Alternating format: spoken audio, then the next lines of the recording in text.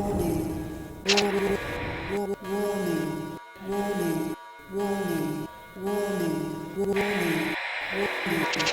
guys, it's Will from Tested. As you can see, I have in front of me a Microsoft Kinect. It's Microsoft's new movement peripheral for the Xbox. Naturally, I'm going to take it apart. As you can see, I have my normal array of tools over here. I have an adjustable screwdriver, spudgers, a pair of tweezers in case I lose anything. The thing about this is I was looking at it a minute ago, there are no visible screws whatsoever on this. It is all just snapped together plastic, but there are a couple of labels here underneath on the bottom of the thing. So I feel that there are a couple of screw holes in there. I'm going to bet that they're Torx heads because that's what Microsoft likes to use. And indeed, there is a screw under there. I think it's a smaller one. I'm going to have to use the Braille method on this, I fear. Oh, small Torx head. Now, the foot only contains the motor for the Kinect. So that's the thing that lets it tilt up and down as you use it to keep it aimed at you. I'm not going to take that apart because I don't see any way to do that, actually, without absolutely destroying this. I'm a little concerned about destroying this. I usually don't break stuff when I take it apart, but I think this one's going to be pretty hard to get back together. Now, on the new Xboxes, when you pull these ends off, then you actually release the connectors inside. It doesn't look like that's the case here. It looks like it's built into the top of the box.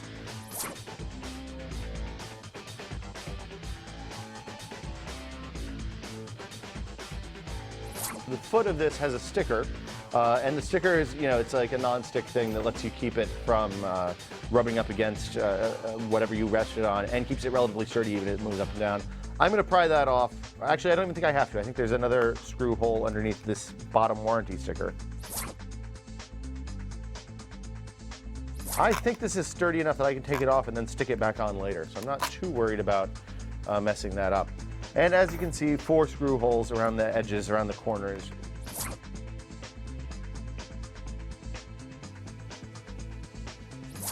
This thing is really, really, really tight. I can feel the plastic of the foot loosening already, so taking it apart, I'm not feeling good about this one going back together.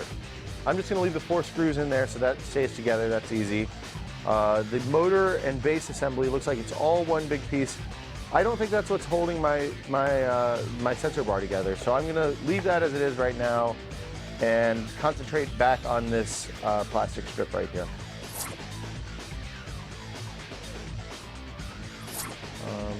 Maybe. Oh, wait. Oh, this is glued in, weak sauce.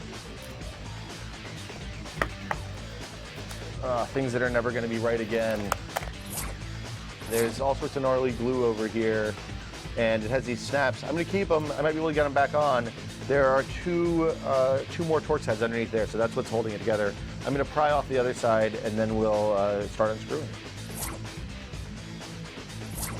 Oh, I lost the sticky stuff on this one. That's not good. It's interesting. This is super bendy. It might even be metal instead of plastic. It looks like plastic, though. Oh, wait. No, this is a security bit. I've got to go get my security bits. I will be right back.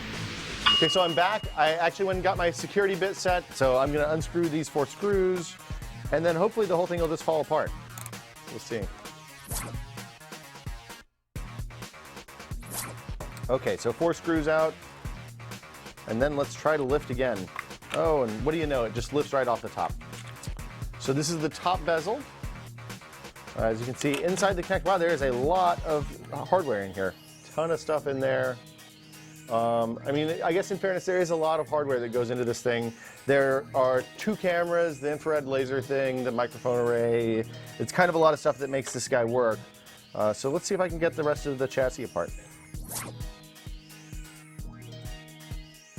It's neat. It's like a little 4-centimeter fan, and they have an air shroud in here as well. It looks like it's glued into place or screwed in maybe from the bottom. I can't tell.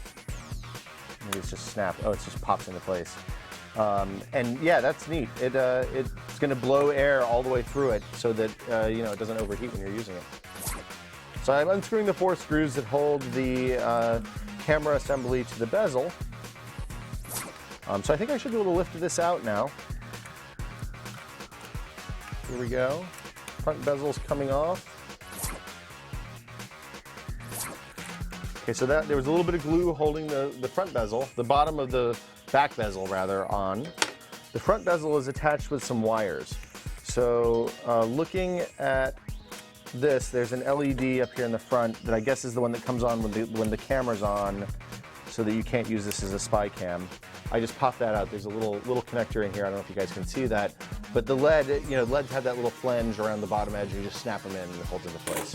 So here's the LED. It looks like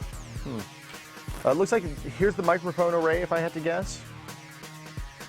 These 4 guys right here.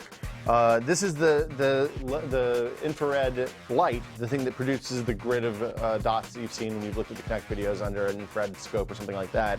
And then here are the 2 different cameras. I'm not sure which one is which. I think that this is the VGA camera, and this is the monochrome camera that is used for the depth sensor. This is the one that snaps the real-life pictures, does your face shots and all that kind of stuff. So I'm going to continue taking this apart against my better judgment.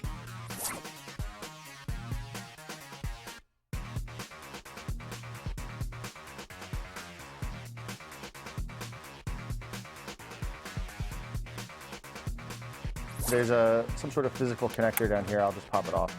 Okay, so on the left side, I don't know what this is exactly. We'll figure that out in a little bit. And then there's a bunch of other connectors. I think these are for the microphones. Not entirely certain over here. Oop, that came off easily. Okay, so this looks like it's the main board for the Kinect, and there is something here with a big heat spreader on it, and it is super duper glued on. I don't think I can pry that off. I would guess that this is the main controller for the cameras and for the depth sensor, actually, more than the cameras, because the camera logic's probably actually on the camera itself. So then this little subboard has a TI chip. I don't know what that's for. And it also has a clock chip, which is not something I would have necessarily expected to see in here either. There's a bunch of ribbon cables coming into the cameras. Of course, the light source is dumb. It just is power to produce the grid of lights. Nothing needs to be smart there. But let me pop off these ribbon cables. Seems like there's a fan power cable over here. There's another power cable. There's another connector for a power cable here. I'm not sure exactly what this is. I think this must be, it looks like the fan connector. It could just be power for something that they ended up not using, or some sort of supplemental thing. And there's a third ribbon over here. It looks like it's for, yeah, it is actually for the light source, the infrared light source right there. So these nuts are holding to the anchors for the next board. So we'll take them off. We've never seen these before in one of our take-aparts. I'm going to grab my needle nose pliers.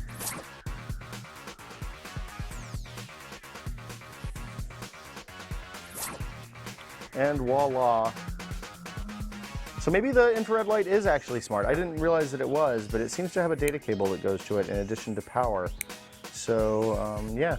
And then this board, I mean, it's just like power and data transfer. There's not a whole lot of intelligence on either of these boards.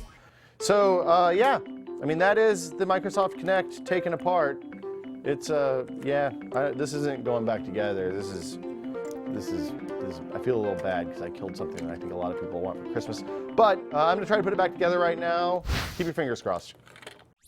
Being real careful to keep my ribbon cables from getting pinned underneath the board. And I might actually even put them in now. Remember, these guys are actually anchored in place, 3 of them with posts, not with the little machine screws. This is the kind of thing you don't want to over tighten. Next up, I need to connect this little daughter board that looks like it does power, among other things. How does that go in? Is it like this? I'm going to go ahead and hook up all these little wires. And the nice thing is it looks like there's a dipole and a tripole, so that's easy to tell. One has 3 wires, one only has 2.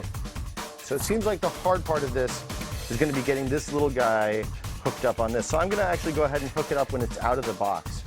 And I'm probably also going to go ahead and connect these guys too. So these are the 2 other power connectors.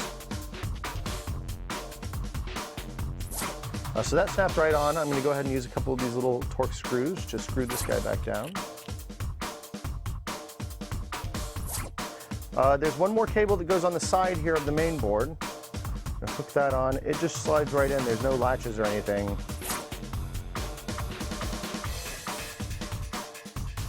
Oh, so there's another connector in here. I need to line that up right. I need to connect these lights and the power and stuff for the different sensors. Unfortunately, this and the fan both use the same kind of connector, so if I fuck this up, then I have real problems. So I'm going to screw these guys back into those posts with the machine threaded screws again. And then it'll be time to try to get this to fit back in the chassis, which is where I think the whole thing's really going to break down. Okay, so this bar folds here, and it looks like this snaps in to the front bezel stuff.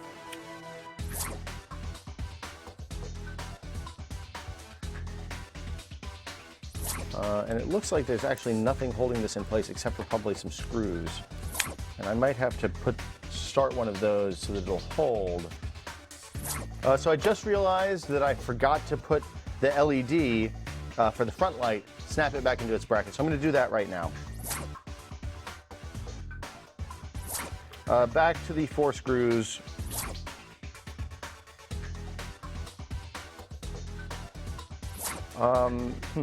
What did I do next? I think the bottom bezel goes on next, probably. So I should go ahead and do the other 2 small screws that hold the front bezel on.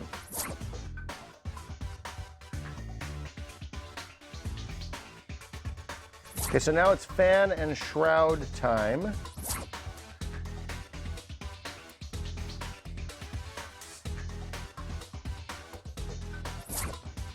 So that's that. I have one extra machine screw. I don't remember where that was supposed to go exactly. The next thing to do is to put the lid back on. Oh, snap. Something's holding up over here. Perhaps I could take it out and rotate the fan 90 degrees.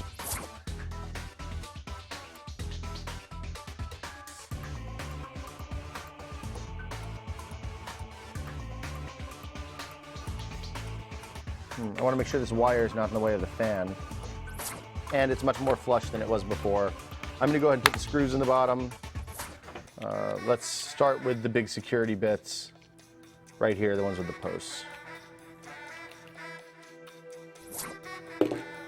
Okay, so the last couple things to do are to put the bottom back on the foot.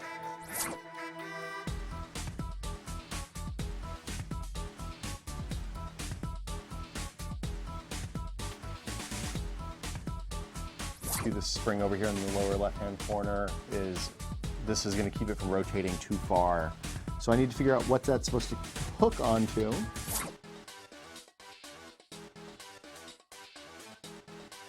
Okay, so time to put the screws in.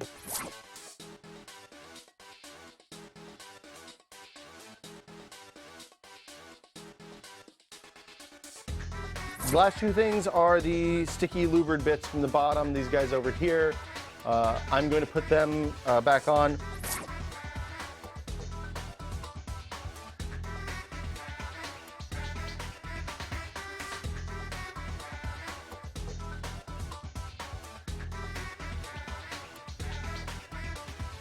Okay, it looks like we are more or less back together. I have one extra screw. I know where I forgot to put it in, but I'm not too worried about it because it's not a part that's going to move.